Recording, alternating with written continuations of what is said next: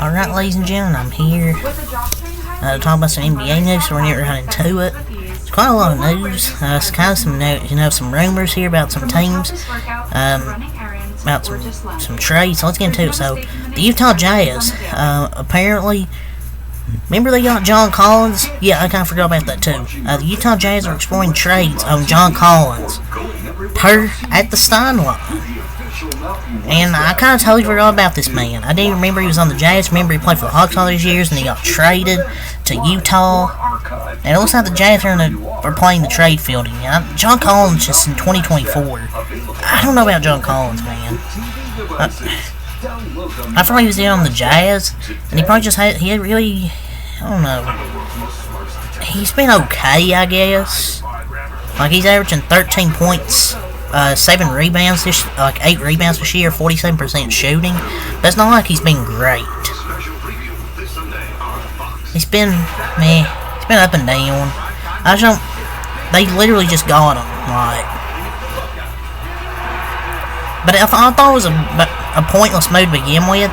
Like, why would you acquire him when you got Walker Kessler and Lauri Markkanen? It's such a pointless acquisition, in my opinion. But him and the trade block are just absolutely married at this point, because he's always on the freaking trade block. Like, he just got there. But I feel like I kind of knew this was going to be... Probably people felt this was coming, or Jazz fans probably felt like this was going to come out. It's going to, come soon. So, per your report, Wendell Carter Jr. is a player to monitor ahead of the NBA trade deadline. And I think this is a very solid player that a lot of teams, can need. Because I think he's a solid player. And he is good. He is just the fit with the two ball-dominant bigs. And Franz Wagner and Paulo starting to prove not to be great. And I think he'd get traded to another team where I think he'll be better. So, per your report, the Miami Heat are already going to Bronny James's games and taking notes on him. So, yeah, they're already going to his games, taking notes on him, and I don't know. LeBron returning to the Heat would make sense, just for the script. I don't know, it's probably the best spot to develop your game.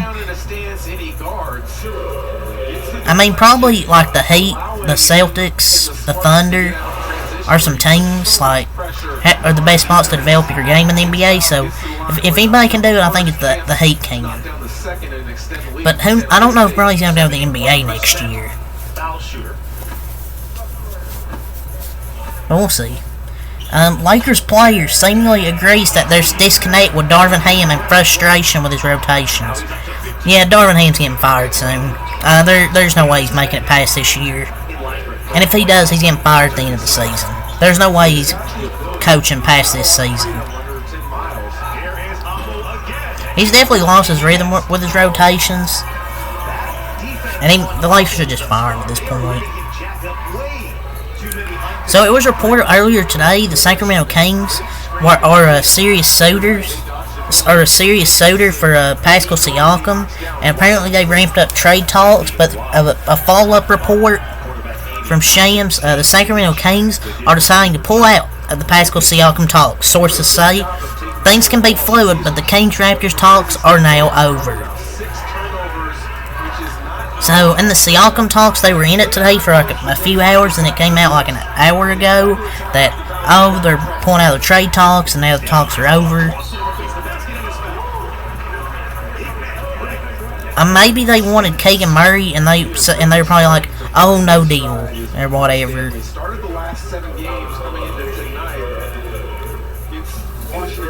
So, it makes sense. It makes sense why they won't include Keegan Murray in the deal.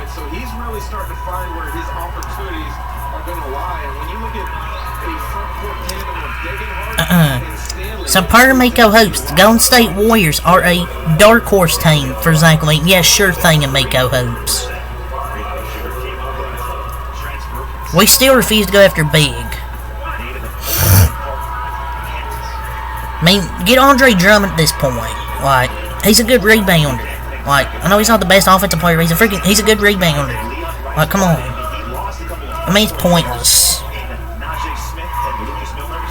But it's like they refuse the obvious factor. They urgently need height, size, and inside presence.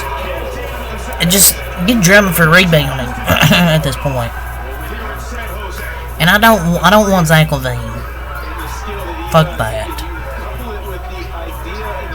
So Chris Haynes expects DeJounte Murray to be traded. End quote. I do believe DeJounte Murray will likely be traded by the deadline. That's my belief. Man, the Spurs really fleeced the Hawks and Raptors, man, with the DeJounte and Jakob trades. Unfortunately for the Spurs, those are like the only front office moves they've made in the last 5 years, besides getting Keldon Johnson at 29 and Vassell at 11.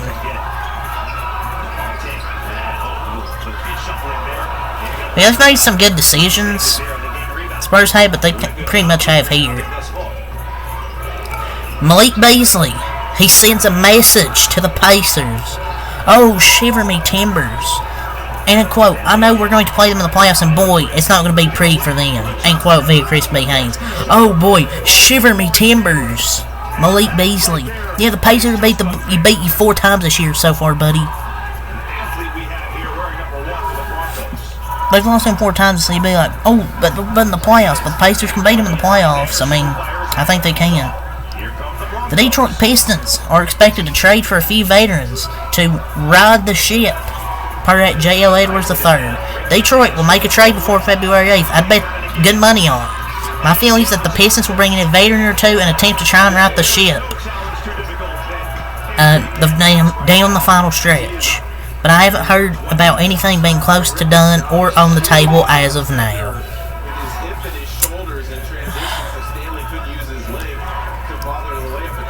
The Pistons, man. This is such a clueless organization, dude. But are we surprised? The ship has long set after the historic losing streak. Just focus on next season. But I'm not surprised. Detroit, just clueless. The Golden State Warriors are a team to watch for Pascal Siakam, per at Chris B. Haynes. There's a wild horse team out there that I've been told to look out for by rival executives, the Golden State Warriors. I do think ultimately this will be the trade deadline where he's eventually moved. Because, you know, the past trade deadlines, people are like, oh, Pascal Siakam might get traded, and then he ultimately stays with the Raptors, but he could get traded, actually. I love your dress. Oh, thanks. I splurged a little because Liberty I don't know what assets we can trade that the Raptors would want. No, right? I've been telling everyone. Yeah, right. James Wiseman. He says he doesn't know why it didn't work out with the Warriors. Can you say auntie? Yeah, right. How many people could you tell? That's funny. How do we tell him? Because you were trash, buddy. Because you were trash, James Wiseman. You were trash. You stink. You're a bad basketball player. Malik Beasley says he turned down $3 to $6 million offers from the Mavericks and Lakers and decided to choose Milwaukee for a starting role and a championship potential. Man, the lights were too bright in LA for Mr. Beasley. But he's shooting like 46% this year from 3. I mean, they can contend for the championship. I mean, but yeah, Lillard hasn't been as good this year. I don't know if they're going to win the championship. I think it's either going to be Philadelphia or Boston. I'm paying less than $30 a month. There's no hidden fees or any of the Knicks have shown interest in Malcolm Brogdon, per at Chris Persanian. I feel like Brogdon would be the perfect combo guard off the bench, and with having Evan Fournier still on the books, this wouldn't be that hard of a move to make, like cap space wise. And he's a good 6-man. He'd be a good 6-man. The Golden State Warriors are expected to make a move before the trade deadline, per Anthony V. Slater. I think the Golden State Warriors are using the next 3 weeks to assess what move needs to be made. I do think a move will be made. In the past, I haven't felt that way. Well, hopefully we can get either Lauri Markkanen or Pascal Siakam. One of those two. But who knows at this point if what trade they'll do. So Colin Cowherd believes Jason Tatum's championship window could be closing. End quote. Tatum was not ready when he first got to the league. Now he's not as good as the young guard. End quote. I mean, he's only 25 years old. Like, what the fuck is Colin Cowherd talking about? A 25-year-old superstar? Championship window closing? What the hell is he talking about? Terrible take as usual from Mr. Cowherd. So here's your updated draft lottery. Some notables. San Antonio owns Toronto's pick, top 6 protected. Houston owns Brooklyn's pick. OKC owns Utah's top pick, top 10 protected. And Portland owns Golden State's pick, a top 4 protected. And Pelicans own the LA's pick, which is unprotected.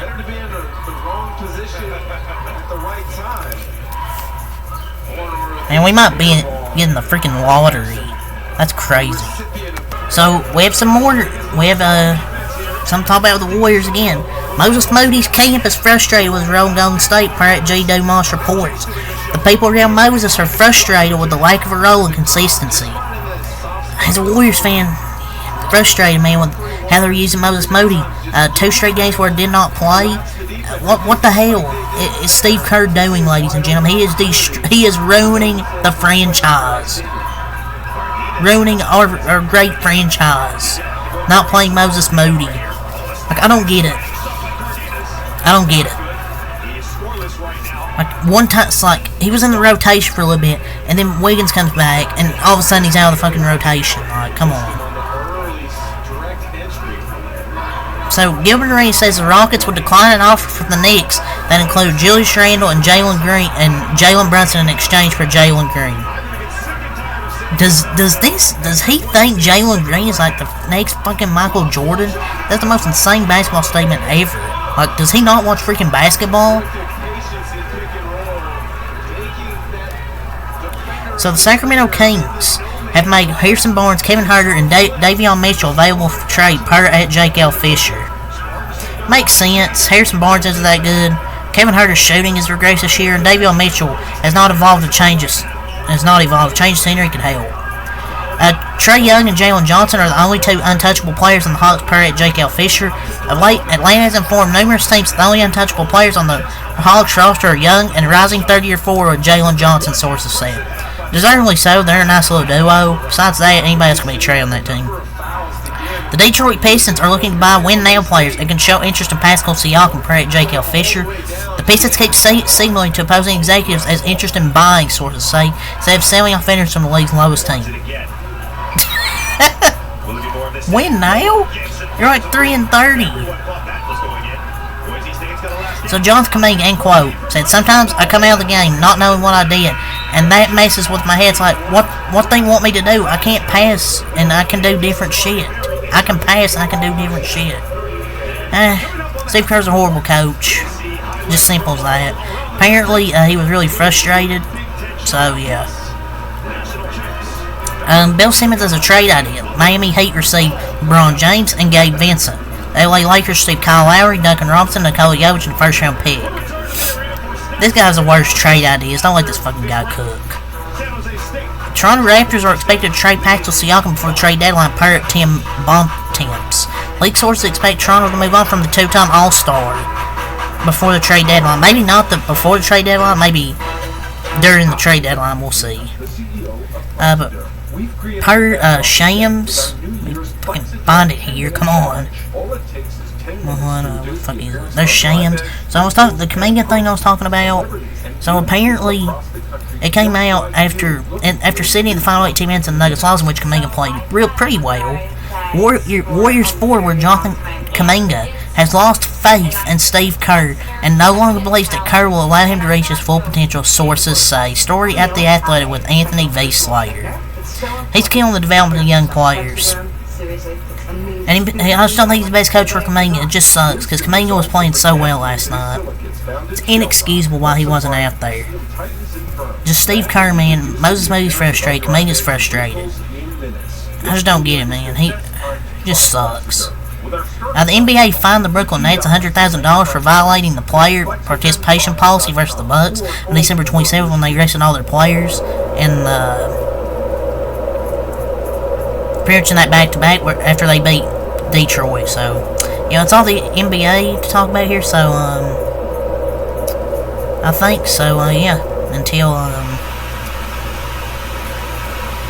next time, Malcolm Light. Peace.